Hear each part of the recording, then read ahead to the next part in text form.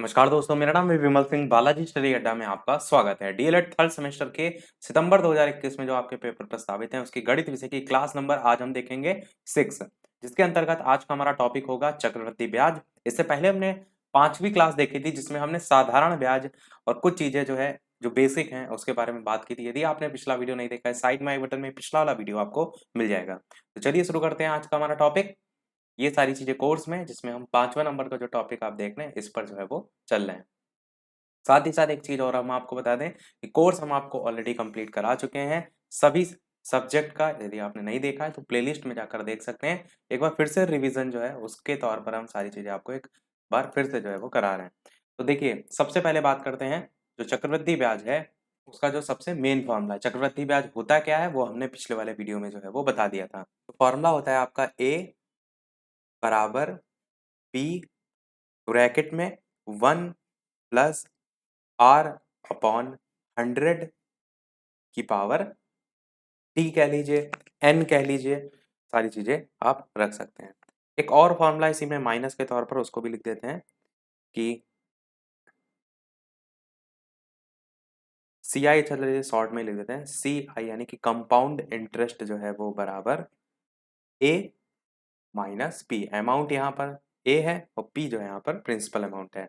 अब यहाँ पर सारी चीजों को देख भी लेते हैं। जो ए आपका है ये आपका है, मैंने बताया अमाउंट, हिंदी में आप इसे क्या कहेंगे, मिश्र धन जो है वो कहेंगे।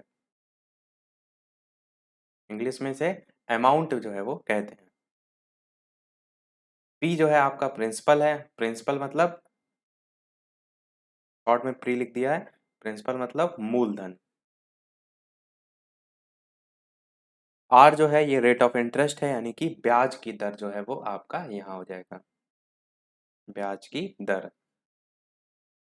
और टी से आप सभी जानते हैं, टी से समय हो जाएगा। ये जो सीआई है ये आपका कंपाउंड इंटरेस्ट है, इसी को ही कहते हैं चक्रवृद्धि ब्याज। ए जो है आपका हमने ऊपर बताया मिश्र धन, और माइनस पी यानी कि मूलधन, मिश्र धन माइनस मूलधन, ये आपका इस टाइप से हो जाएगा। और एक इसी में ही फॉर्मूला माइनस करके भी लिखा रहता है। हम क्वेश्चन के अकॉर्डिंग चीजें समझेंगे, बाकी हम आपको बता दे रहे हैं। 1 + R/100 की पावर टी -1, इस टाइप से भी आता है। और अभी हम क्वेश्चन जैसे जैसे देखेंगे वैसे चीजें आपको ज्यादा समझनी है। तो अब प्रश्न देखते हैं हम, और प्रश्न के साथ ही साथ चीजों को भी समझते चलते हैं कि कौन सा सूत्र कैसे आप यूज करेंगे। तो सबसे पहला प्रश्न है आपका कि 1200 रुपए का 5 सही 1/2 वर्ष में मिश्रधन 1860 जो है वो हो जाता है। तो ब्याज की दर आपको बतानी है। और ये क्वेश्चन आपका साधारण ब्याज का है जो हमने पिछले वाले पार्ट में जो है वो पूछा था। ये जो है वो सिंपल इंटरेस्ट का क्वेश्चन है। तो हमने इसको पूछा था, कहा था नेक्स्ट आप कमेंट में आंसर बताइएगा, तो लगभग सभी ने आंसर सही बताया था। चलिए इसका सॉल्यूशन ही देख लेते हैं। तो मूलधन यहाँ पर कितना दे रखा है, मूलधन यहाँ पर 1200 रुपए जो है वो दे रखा है। मिश्र धन यहाँ पर कितना है, तो मिश्र धन आपका 1860 है। मिश्र धन आपका 1860 है। और समय आपको कितना दे रखा है, 5 सही 1/2 दे रखा है। तो समय आपका है 5 सही 1/2, यानी इसको सॉल्व करेंगे तो 5 दूना 10, और ऊपर एक जोड़ेंगे तो 11, और 11/2 आपका यहाँ से आएगा, 11/2, और वर्ष ये आपका समय हो जाएगा। अब ब्याज की दर आपको बतानी है। तो आपको मैंने बताया था कि सबसे पहले आपको ये देखना है कि जो फॉर्मूला होता है आपका साधारण ब्याज वाला, वो मूलधन गुणे दर गुणे समय बटे 100 होता है। तो यहाँ पर मूलधन भी है, यहाँ पर दर नहीं है, समय है, और बटे में 100 आप तो रखेंगे ही। और साधारण ब्याज का मान भी आपको जो है वो नहीं पता है, यानी कि जो आपका फॉर्मूला है उसमें दो चीजें आपको नहीं पता है, इसलिए आप दूसरा वाला फॉर्मूला रखेंगे, वो था आपका साधारण ब्याज वाला, जिससे एक चीज वहां से निकल आए और हम जो मेन फॉर्मूला है उसमें चीज को वहां पर पुट कर दें। तो साधारण ब्याज बराबर जो मिश्र धन है इसमें से मूलधन को जो है वो माइनस कर देते हैं। साधारण ब्याज बराबर मिश्र धन माइनस मूलधन। तो मिश्र धन आपका कितना है 1860, मूलधन कितना है आपका 1200, हटाने पर कितना आएगा इसका मान, तो 660 यहाँ से निकल करके आ जाएगा। और ये निकल कर क्या आएगा, ये निकल कर आएगा साधारण ब्याज। अब आपको यहाँ से साधारण ब्याज पता चल गया।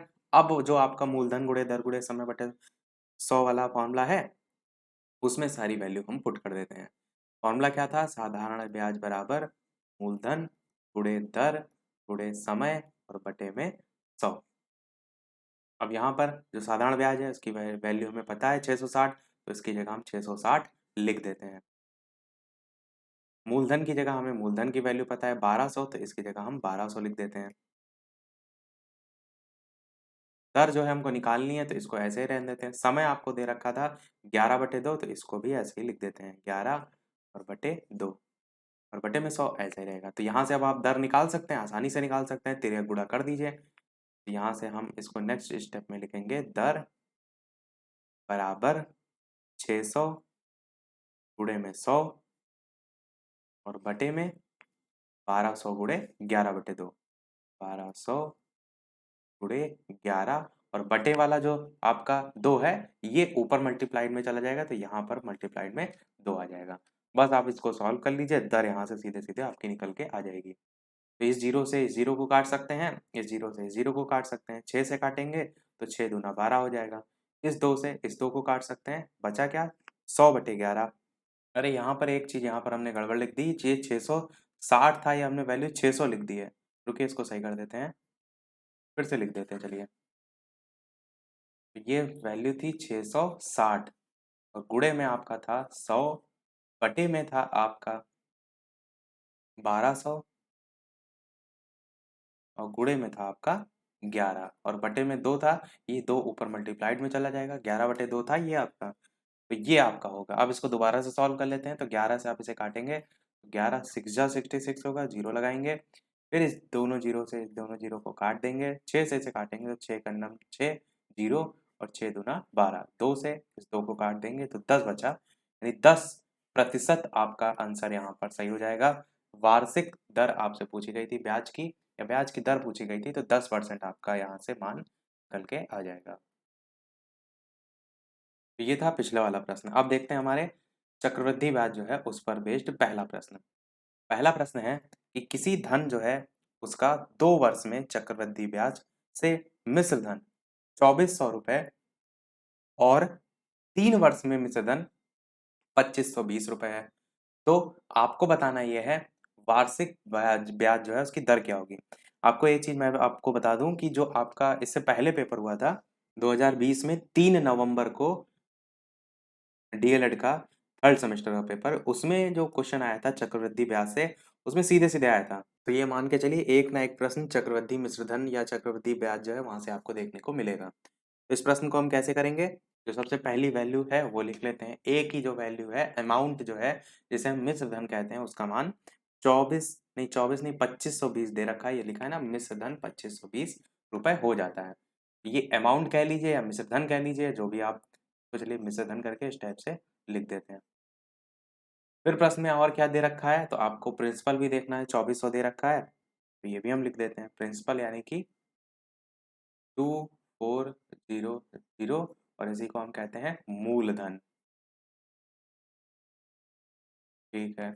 फिर ये भी कह रहा है कि किसी धन का 2 वर्ष में चक्रवृद्धि ब्याज से इतना है और 3 वर्ष में इतना हो जाता है, यानी जो समय है वो कितना आपका निकालेंगे, तो दोनों का डिफरेंस निकाल लेते हैं। n बराबर 3 - 2 कर देंगे तो 1 वर्ष आपका समय यहाँ से निकल के आ जाएगा। अब ब्याज की दर निकालनी है, यानी रेट ऑफ इंटरेस्ट आर का मान यहाँ पर फाइंड करना है। सारी चीजें हमने लिख ली। फॉर्मूला हम सबसे पहले लिखते हैं मिश्र धन का, ए बराबर बी 1+r/100 या इसी को हम टी भी लिख सकते हैं। एन या टी समय को जो है वो दर्शाएगा। यहाँ पर जैसे एन था तो इसलिए हमने एन लिख दिया। अब वैल्यू इसकी जगह रख देते हैं। ए की जगह वैल्यू जो है वो 2520 बराबर पी जो है प्रिंसिपल आपका कितना दे रखा है 2400, 1+r की वैल्यू आपको निकालनी है बटे में 100 और टोटल की पावर आपकी 1। अब टोटल की पावर 1 है तो अंदर तो आपका 1 ही हो जाएगा, तो आप चाहें तो इस 1 को हटा भी सकते हैं। अब इस 2400 से अंदर मल्टीप्लाइड करेंगे नेक्स्ट स्टेप में, तो 2520 तो आपका ऐसे ही रहेगा और जो 2400 है उसको गुणा करेंगे अंदर, तो 2400 को सबसे पहले 1 से गुणा करेंगे तो 2400 ही रहेगा, प्लस 2400 को x बटे 100 से करेंगे तो 2400 x बटे में 100, या इसको आप अलग से भी लिख सकते हैं, x नहीं r 100 अलग से भी चाहें तो लिख सकते हैं मल्टीप्लाइड में आर अपॉन 100 करके, या तो 2400 आर बटे 100 करके भी लिख सकते हैं। आर जो है ये आपका रेट ऑफ इंटरेस्ट है। अब यहाँ से हम क्या करते हैं, एलसीएम ले लेते हैं। अगर हम इसको 1 मान लेते हैं यहाँ बटे में, तो आपको एलसीएम लेने में आसानी होगी। 100 और 1 का एलसीएम 100 ही रहेगा। तो या तो आप चाहें तो कैलकुलेशन को थोड़ा-सा शॉर्ट करने के लिए आप ये ना करें कि एलसीएम ना लें, ये वैल्यू जो है इसको आप बराबर के उधर ले जा सकते हैं, तो इससे और आसान हो जाएगा। तो बराबर के उधर ले जाएँगे तो ये मान माइनस में हो जाएगा, तो उधर जाकर ये माइनस में हो जाएगा और इधर जाके ये बराबर लग जाएगा। अब 2520 में से 2400 घटाएँगे और इधर अलग सॉल्व कर लेंगे तो इस 0 से ये 0 कट जाएगा। इधर 24 आर बचेगा और घटाने पर ये मान आपका 120 जो है वो आएगा। तो 120 बराबर 24 आर के बराबर हो जाएगा। अब यहाँ से आर की वैल्यू आप निकाल सकते हैं। आर बराबर 120 और बटे में 24। इसको सॉल्व करेंगे तो आपका मान 5 जो है यहाँ से आ जाएगा। तो 5% की जो दर है वो आपका आंसर हो जाएगा। तो देखिए स्टार्टिंग से हमने ऐसा प्रश्न कराया आपको कि अगर इस टाइप के कठिन प्रश्नों को थोड़ा-सा जो लेवल से थोड़ा-सा ऊपर है, वैसे तो कठिन नहीं है पर डीएलएड के लेवल के हिसाब से देखा जाए तो इस टाइप के प्रश्न को आप कठिन स्तर में रख सकते हैं। ऐसा मैं इसलिए कह रहा हूँ क्योंकि आप प्रीवियस ईयर उठा के देख लीजिए। पिछले 1-2 साल से अब मैथ का पेपर काफ़ी टफ आने लगा है, तो उस हिसाब की उस लेवल की ही आपको तैयारी करनी होगी। देखते हैं चलिए हमारा अगला प्रश्न। अगला प्रश्न देखते हैं। अगला प्रश्न आपका है कि ₹100 का 10% वार्षिक की दर से 2 वर्ष का चक्रवृद्धि ब्याज आपको बताना है। ये आपका प्रश्न है, आप चाहें तो वीडियो को रोक के खुद से भी प्रैक्टिस कर सकते हैं, ट्राई कर सकते हैं। तो मूलधन यहाँ पर सबसे पहले देखिए दे रखा है P, जिसे हम कहते हैं प्रिंसिपल अमाउंट ₹100। यहाँ पर दर भी दे रखी है। कह रहा है ना 10% वार्षिक की दर से, दर यानी कि रेट ऑफ इंटरेस्ट कितनी है 10% की। समय भी 2 वर्ष का दे रखा है, यानी समय भी लिख लेते हैं।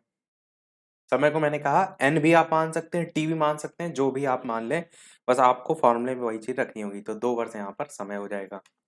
अब आपका फॉर्मूला क्या होता है मिश्र धन का, चक्रवृद्धि मिश्र धन का, वो लिख लेते हैं चक्रवृद्धि मिश्र धन। इस टाइप से पूरा लिख के आपको बताना पड़ेगा, ये नहीं आप शॉर्ट में ए बराबर पी करके लिख दिए।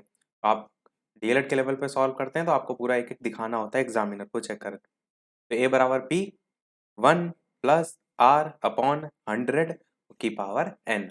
अब यहाँ पर सारी वैल्यू रख देते हैं। चक्रवर्ती जो मिश्रधन है ए, इसका मान प्रश्न में नहीं दे रखा है। ए का मान दे रखा है नहीं, ए का मान नहीं दे रखा, पी का मान दे रखा है, आर का एन का सबका दे रखा है। तो ए का मान यहाँ से निकल के आएगा। पी की वैल्यू कितनी है 100 है,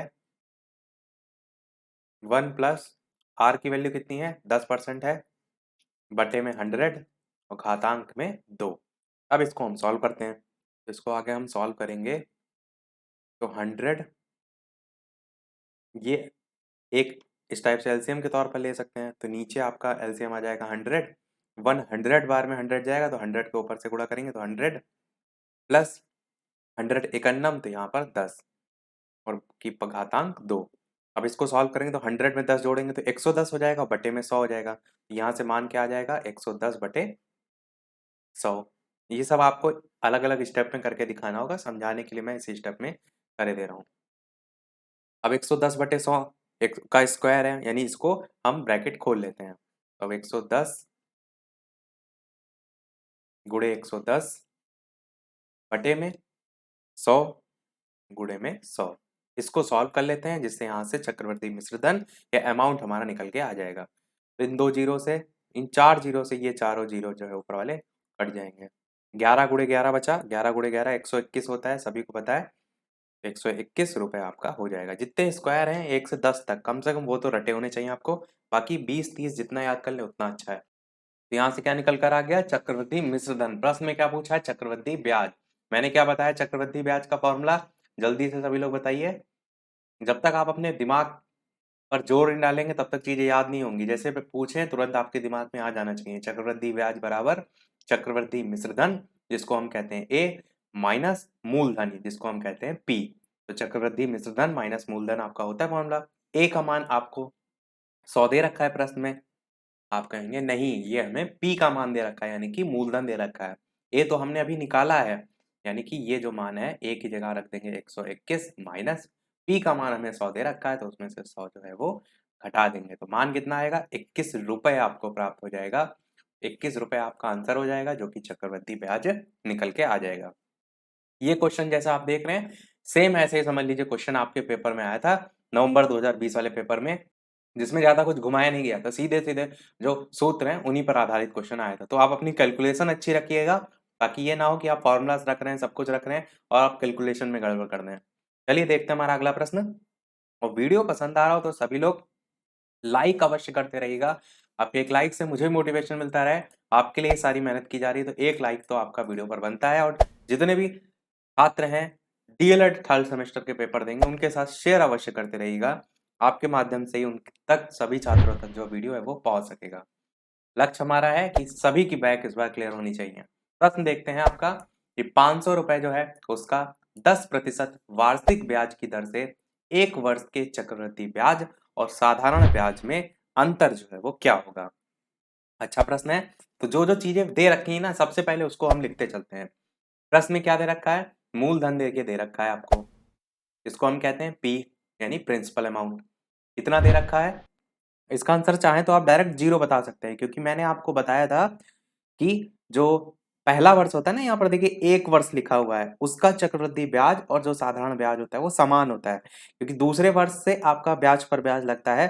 तो आप चाहे चक्रवृद्धि ब्याज इसका निकालिए चाहे साधारण ब्याज, दोनों बराबर आएगा और दोनों का डिफरेंस ही पूछा गया है तो डायरेक्ट आपका जीरो आएगा। ये देखिए इतना बड़ा सा प्रश्न और कितना छोटा सा आंसर। अब हम इसको करके भी आपको दिखाते हैं ताकि इस टाइप का अगर कोई प्रश्न है वहां पर 1 साल की जगह 2 साल पूछ लिया जाए तो आपको करके दिखाना पड़ेगा, तब आपका डिफरेंस अलग आएगा। मूलधन कितना है, 500 रुपए है तो 500 रुपए यहाँ पर लिख देते हैं।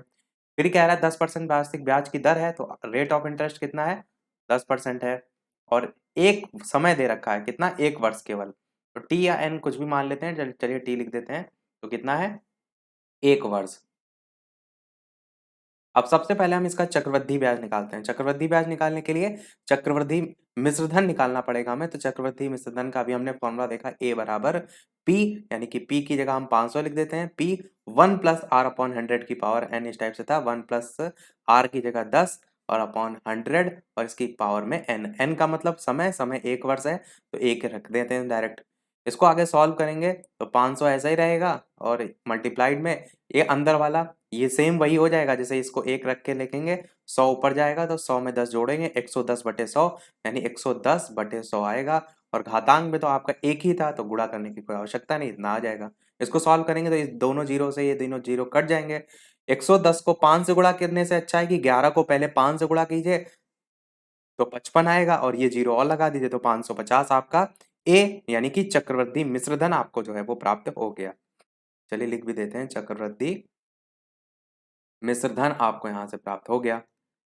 अब प्रश्न में आपको चक्रवृद्धि ब्याज निकालना है तो चक्रवृद्धि ब्याज का फॉर्मूला हमने क्या देखा वही तुरंत लगा देते हैं हम यहाँ पर। चक्रवृद्धि ब्याज बराबर मिश्रधन माइनस मूलधन। मिश्रधन आपका कितना है जो हमने निकाला, ये चक्रवृद्धि मिश्रधन है तो इसकी जगह हम रख देंगे 550। मूलधन आपको प्रश्न में 500 रुपए पहले से ही दे रखा है तो 500 हम यहाँ रख देंगे। डिफरेंस निकल कर आएगा 50 रुपए, तो यानी कि आपका चक्रवृद्धि जो ब्याज है वो निकल कर आया 50 रुपए। अब हम निकालेंगे क्या, साधारण ब्याज। साधारण ब्याज का फॉर्मूला क्या होता है जल्दी से बताइए सभी लोग।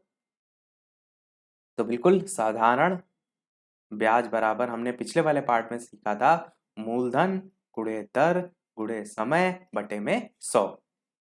अब साधारण ब्याज में तो साधारण ब्याज का मान निकालना है यानी ये इधर ही वाली सारी वैल्यू पुट कर देते हैं। तो मूलधन का मान आपका कितना है, आपका 500 है।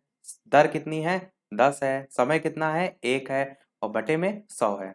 तो इन दोनों जीरो से इन दोनों जीरो को काटेंगे, 50 देखिए यहाँ से आ गया, 50 रुपए यहाँ से भी निकल कर आ गया। तो दोनों का डिफरेंस कितना है, प्रश्न में यही तो पूछ रहा था, चक्रवृद्धि ब्याज और साधारण ब्याज में क्या अंतर होगा। तो आप कहेंगे शून्य आपका आंसर आएगा, कोई अंतर दिखाएंगे। जैसे ऐसा नहीं कि आप डायरेक्ट जीरो लिख देंगे, ये तो मैंने आपको एक बात समझाने के लिए कि पहला जो वर्ष होता है उसमें चक्रवृद्धि ब्याज और साधारण ब्याज जो है वो दोनों समान रहते हैं, उसको समझाने के लिए प्रश्न अपने आप से बनाया है। इसीलिए यहाँ पर 1 वर्ष मैंने जो है वो टाइपिंग में कर दिया था।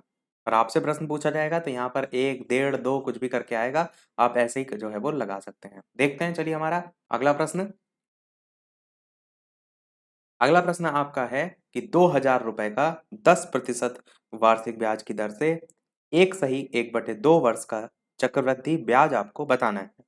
अब प्रश्न में यहाँ पर एक नया पॉइंट दे दिया गया है, यदि ब्याज प्रति छमाही संयोजित किया जाता है। देखिए हम हर टाइप के आपको क्वेश्चन करा रहे हैं, आप प्रैक्टिस जरूर कर लीजिएगा ज़्यादा से ज़्यादा। ऐसा ना हो कि हम तो आपके लिए मेहनत कर रहे हैं और पेपर में आप प्रैक्टिस किए बिना चले गए तो फिर अच्छे नंबर नहीं आएंगे। तो प्रैक्टिस खूब करिएगा। प्रश्न हम पूरी गारंटी ले रहे हैं कि हर टाइप के हम आपको करा देंगे। मूलधन देखिए सबसे पहले कितना पी दे रखा है, 2,000 दे रखा है, 2,000 हम लिख देते हैं। और क्या दे रखा है प्रश्न में, 10% दर दे रखी है, तो आर यानी कि दर आपको दे रखी है 10%। और दर से 1/2 वर्ष जो है इसका चक्रवृद्धि ब्याज आपको बताना है। पर अब हम यहाँ पर दर को थोड़ा-सा बदलेंगे। किस आधार पर? ये प्रश्न में जो कंडीशन दे रखी है छमाही, क्योंकि जो हमें दर दे रखी है ये हमें वार्षिक दे रखी है। ध्यान से समझिएगा, प्रश्न में हमें जो दर दे रखी है वो वार्षिक दे रखी है और शर्त एक कह रहा है कि जो ब्याज है वो प्रति छमाही संयोजित किया जाता है। मान लीजिए इस चीज़ को ऐसे समझिए कि आपने 1 साल के लिए किसी से एक 2,000 रुपए लिए। अब उसने क्या कहा कि भैया लो 2,000 रुपए तो हम तुमको दे रहे हैं, पर तुमको 10% ब्याज जो है वो हमको देना पड़ेगा। पर तुमने वो बात वहाँ पर रख ली, पर जब टाइम आया तो उसने पर ईयर के हिसाब से जो है वो ब्याज दर ना लगा करके प्रति छमाही संयोजित जो है वो किया। यानी कि 6 महीने बाद आ गया कह रहा लाओ ब्याज दो। तो मतलब आप समझे प्रश्न का कहने का मतलब क्या था? तो अब इस आर को 10% को हम चेंज करेंगे किसमें? छमाही में। छमाही मतलब एक पूरा जो टोटल साल होता है उसमें 12 महीने होते हैं। अगर हम इसे 6 महीने में चेंज करें तो हम इसे 2 से डिवाइड कर सकते हैं ताकि ये 6 माह जो है आपका बन जाए। तो सेम चीज़ यहाँ पर भी है, 10% वार्षिक ब्याज दर आपका वार्षिक है। अगर हम इसको 2 से डिवाइड कर दें तो जो मान आपका निकल कर आएगा वो आएगा 5% का। अब ये जो 5% निकल कर आया ये दर आपकी छमाही दर है। समझ में आपको आ गया होगा? ऐसा नहीं है कि वो 10% हर 6 महीना पर देगा, नुकसान नहीं करेगा। अब वो 10% की बात हुई थी, पर भैया जिसको आपने जिससे पैसे लिए हैं, उसके साथ क्या दिक्कत है? उसे पैसे की ज़रूरत पड़ गई, तो आपने क्या करा कि 5% तुम अभी ले लो, 5% बाद में ले लेना, दे हम 10 ही परसेंट रहे हैं। ये बस इतनी सी बात है। तो आपने दर को चेंज कर लिया छमाही में, 5% छमाही हो गई। अब बात करते हैं समय की। कह रहा है ब्याज की दर से 1/2 वर्ष का चक्रवृद्धि ब्याज। तो समय लिख लेते हैं, समय प्रश्न में दे रखा है 1/2 वर्ष। अब इसको चेंज करेंगे तो 2 को 1 से गुणा करेंगे 2, ऊपर 1 जोड़ेंगे 3, 3/2 आपका आ जाएगा। 3/2 वर्ष आपका आ जाएगा। अब हम क्या करेंगे? इसको भी चेंज करेंगे छमाही में। 3/2 वर्ष को छमाही में चेंज कैसे करेंगे? अब ये दिमाग लगाइए। एक तरीका तो ये है कि आप यहाँ पर सोचिए कि हम 2 से भाग करें, 2 से गुणा, उसमें हो सकती है गलती। आप थोड़ा-सा फ़ोकस यहाँ पर करिए। बात हो रही है 1.5 वर्ष की। 1.5 वर्ष मतलब 1 साल तो है ही है, साथ में 6 महीना और हैं। अब आप ये जानते हैं एक जो साल है उसमें कितने 6 महीने आते हैं? 2 बार 6 महीने आते हैं। यानी स्टार्टिंग के 6 महीने बीत गए, फिर बाद के 6 महीने आए, तो टोटल 2 6 6 करके पूरा 1 साल बन जाता है और बाद में ये तीसरा छठा महीना है ही है। तो ये टोटल कितने 1 2 3 6 महीने जो है आपके इस 1.5 वर्ष में आ जाएँगे। सिंपल सा लॉजिक है, कोई आपको कुछ रटने की आवश्यकता नहीं है। तो 1.5 वर्ष जो है इसको आप क्या लिख सकते हैं? 3 छमाही जो है वो लिख सकते हैं। उम्मीद करते हैं आपको चीज़ें समझ में आ रही होंगी। अब हमने कर लिया है सब कुछ चेंज, अब केवल लगाना है फ़ॉर्मूला, फ़ॉर्मूला लगा दी बस इतना ही है इस क्वेश्चन में समझने था। बाकी वही सारी चीज़ें चक्रवृद्धि मिश्रधन का फ़ॉर्मूला A बराबर P और 1 प्लस R अपॉन 100 की पावर n। अब यहाँ पर जो P है वो आपको प्रश्न में 2000 दे रखा है, तो उसकी जगह 2000 हम रख देते हैं। 1 प्लस R जो है इसकी वैल्यू हमने 5% चेंज करने के बाद निकाली तो उसकी जगह 5 रख देते हैं। बटे में जो है वो 100 और टोटल की जो घातांक है n समय जो है हमने चेंज कर लिया 3, उसको 3 लिख देते हैं।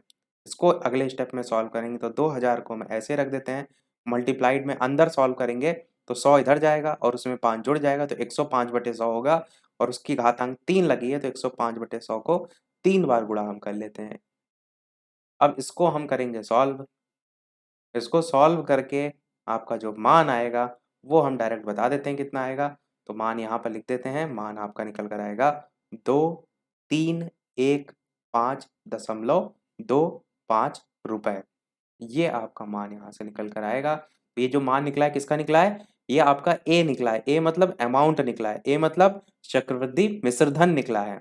प्रश्न में आपसे क्या पूछ रहा था? चक्रवृद्धि ब्याज बताइए। तो चक्रवृद्धि ब्याज का फॉर्मूला क्या होता है? चक्रवृद्धि ब्याज का फॉर्मूला होता है मिश्र धन यानी कि ए माइनस मूलधन यानी कि पी। ए का मान कितना है जो हमने निकाला वो, यानी कि 2, 3, 1, 5.25 और मूलधन यानी कि पी कितना, प्रश्न में 2000 दे रखा था तो 2000 हमने यहाँ लिख दिया। इसको घटाएंगे तो 2315 में से 2000 घटाना है, आप जानते हैं 315 बचेगा। तो आंसर आपका यहाँ पर 315.25 रुपए जो है वो आंसर आ जाएगा। तो ये आपका आंसर हो जाएगा। जो ये मान किसका है? ये है चक्रवृद्धि ब्याज का, जो कि आपको प्रश्न में पूछा गया था। तो देखिए हमने स्टेप बाय स्टेप सारी चीजें जो है वो देखी हैं। चलिए एक लास्ट प्रश्न और देख लेते हैं, फिर लास्ट में एक प्रश्न हम आपसे भी पूछेंगे। तो अब लास्ट प्रश्न और देख लेते हैं। लास्ट प्रश्न आपका है कि 5120 रुपए का 12.5% वार्षिक ब्याज की दर से 1/2 यानी आधा वर्ष जो है उसका चक्रवृद्धि ब्याज आपको बताना है। ज्ञात कीजिए लिखा है, जबकि ब्याज प्रति तिमाही देय है। अब इससे पहले वाले क्वेश्चन में हमने देख लिया है, समझ लिया है, अब आप गलती नहीं करेंगे। तो सबसे पहले वैल्यू लिखना शुरू करते हैं। मूलधन आपका प्रश्न में दे रखा है कितना? 5120 रुपए। दर आपको प्रश्न में दे रखी है कितनी? 12.5%। और समय दे रखा है आधा वर्ष का। समय जो है वो दे रखा है 1/2 वर्ष। आधा वर्ष का मतलब समझ रहे हैं? 6 माह की बात की गई है। अब प्रश्न के अकॉर्डिंग जैसे हमने पहले चेंज किया था, ब्याज कह रहा है प्रति तिमाही देय है, यानी जो वैल्यू आपकी दर की दे रखी इसे हम तिमाही दर जो है उसके अकॉर्डिंग चेंज करेंगे। तो अगर एक साल में कोई 12.5% दे रहा है तो अगर हर 3-3 महीने में देगा तो इसके लिए 3 से इसको हम डिवाइड कर देते हैं तो आपका तिमाही निकल के आ जाएगा। तो इसको अगर हम 3 से 125/3 करिए कितना आएगा? तो 3 नहीं करेंगे आप, 4 करेंगे। क्यों? क्योंकि तिमाही की बात की गई ना। एक चीज समझिए, 12 टोटल महीने हैं, उसमें 3 प्लस 3 प्लस 3 प्लस 3, 1, 2, 3, 4 टोटल 4 आए ना आपके। अगर हर 3 महीने पर आप दे रहे हैं ब्याज तो कितने आए टोटल? टोटल 4 बार आया। तो इसको हम 4 से डिवाइड करेंगे। अब 4 से काटेंगे तो 4 तिया 12 होगा और दशमलव लगा लीजिए यहाँ पर। और ये जो है वो एक बार में जाएगा, 4 1 जा 4 और आगे दशमलव 125 करके इस टाइप से आएगा। ये प्रतिशत आपका निकल कर आ गया किसमें? तिमाही में। कभी भी कंफ्यूजन हो कि 3 से 4 से 2 से किसे डिवाइड करना है, ऐसे लिख के देख लीजिए। अगर यहाँ पर छमाही लिखा होता तो हर 2 ही बार आता केवल, यानी हर 6-6 महीने करके 2 बार आता। तिमाही लिखा है तो तिमाही का मतलब ये नहीं है कि 3 से ही आप डिवाइड कर देंगे। तिमाही का मतलब ये है कि वो टोटल जो 12 महीने में ब्याज की दर तय हुई थी वो 12 महीने में ना देकर हर तीसरे महीने जो है वो दे रहा है। अगर वो पहली बार तीसरे महीना दे रहा है, दोबारा तीसरे महीने, तो 6 ही हो गए महीने, फिर दे रहा है तो यहाँ पर 9 हो गए और फिर दे रहा है, तो ऐसे करके टोटल 4 किस्तों में दे रहा है। तो आप इसको तिमाही में चेंज करने के लिए इसलिए 4 से डिवाइड करेंगे। और यहाँ से दर निकल कर आ गया 3.125% तिमाही। समय को भी चेंज कर लेते हैं। समय कह रहा है आधा वर्ष है। अब आधा वर्ष जो है, एक वर्ष नहीं आधा वर्ष, यानी कहने का मतलब क्या है? 6 महीने हैं। अब 6 महीने को आप तिमाही में चेंज करेंगे तो कैसे करेंगे? यानी 6 महीने में कितनी तिमाही होती हैं? सिंपल सा लॉजिक ये लगाइए, 6 महीने में कितनी तिमाही होती हैं? तो 6 महीने में 2 ही तो तिमाही होंगी, 2 बार ही तो 3-3 महीने आएंगे। तो बस कुछ नहीं करना है आपको, यहाँ पर लिख दीजिए इसको, 2 तिमाही। है आसान सा। बस अब सब वही पहले वाला प्रोसीजर, यानी कि फॉर्मूला लगा देंगे हम सीधे सीधे। फॉर्मूला आपका क्या है? ए बराबर बी 1 + r/100 ए की वैल्यू प्रश्न में दे रखी है, आप कहेंगे नहीं दे रखी है। पी की वैल्यू दे रखी है, बिल्कुल दे रखी है, मूलधन दे रखा है। तो रख लेते हैं 5120। 1 + r की वैल्यू कितनी दे रखी है? हमने बदली है, बदलने के बाद कितनी आई है? 3.125 आई है, यानी कि 3.125 बटे में आपका 100 और टोटल की जो घातांक है वो आपका समय होगा। समय कितना है? 2 तिमाही है, तो आपका घातांक में 2 आ जाएगा। अब इसको हम सॉल्व कर लेते हैं। तो इसको सॉल्व करने पर जो अंदर मान है ये आपका जुड़ जाएगा, ये 100 ऊपर आ जाएगा, 100 में ये 3.125 जुड़ेगा, तो ये आपका मान क्या आ जाएगा? ये आपका 103 आ जाएगा, 103.125। और इसका घातांक में 2 भी है, यानी कि आप इस घातांक को हटाकर 103.125 बटे में 100 करके 2 बार लिख लीजिए। बस इसको आप सॉल्व करेंगे और सॉल्व करने पर जो आपका मान आएगा वो आएगा यहाँ से 5445, यानी 5445 रुपए। बाकी सॉल्व आप खुद कर सकते हैं, तरीका मैंने आपको बता दिया। ये निकल कर के आया, ये आया अमाउंट यानी चक्रवृद्धि मिश्रधन निकल कर आया। प्रश्न में क्या पूछा गया था? चक्रवृद्धि ब्याज पूछा गया था। चक्रवृद्धि ब्याज का फॉर्मूला क्या होता है? मिश्रधन माइनस मूलधन। मिश्रधन हमने निकाला 5445 माइनस, और मूलधन आपका क्या है? 5120। ये आपका आ जाएगा। आप दोनों में से घटाएंगे, कितना डिफरेंस निकल कर आएगा? 325 रुपए निकल कर आएगा। यही आपका आंसर हो जाएगा। इनकी शॉर्ट ट्रिक भी होती है, ऐसा नहीं कि इतना लंबा प्रोसीजर आपको कॉम्पिटिटिव लेवल में भी करना होता है। कॉम्पिटिटिव लेवल में क्वेश्चन करना होता है तो क्या होता है, ये जो परसेंटेज निकालना होता है, हम केवल डायरेक्ट बिना ये फॉर्मूले, ये सब कुछ फॉर्मूले नहीं रखते हैं, हम डायरेक्ट इसका परसेंटेज निकाल लेते हैं। वो तरीका अलग से हम देखेंगे जब आपके लिए हम किसी प्रकार की कॉम्पिटिटिव लेवल की तैयारी जो है उसके लिए मैथ कराएंगे। पर अभी डीएलएड के लेवल पर आप शॉर्ट ट्रिक प्रत्येक प्रश्न में नहीं लगा सकते। जैसे ये आपका चक्रवृद्धि ब्याज है तो आपको करके दिखाना होगा। बाकी हाँ, बिल्कुल आ नहीं रहा है उस कंडीशन में आप भले कर सकते हैं। ये आपका आंसर 325 रुपए चक्रवृद्धि ब्याज आ जाएगा।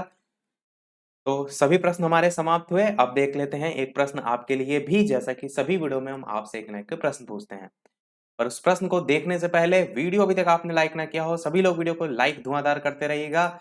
चैनल पर नए हो सब्सक्राइब करके जुड़ जाइएगा, और टेलीग्राम चैनल से जो भी ना जुड़ा हो लिंक आपको डिस्क्रिप्शन में मिल जाएगी। बालाजी स्टडी अड्डा सर्च करके भी जुड़ सकते हैं।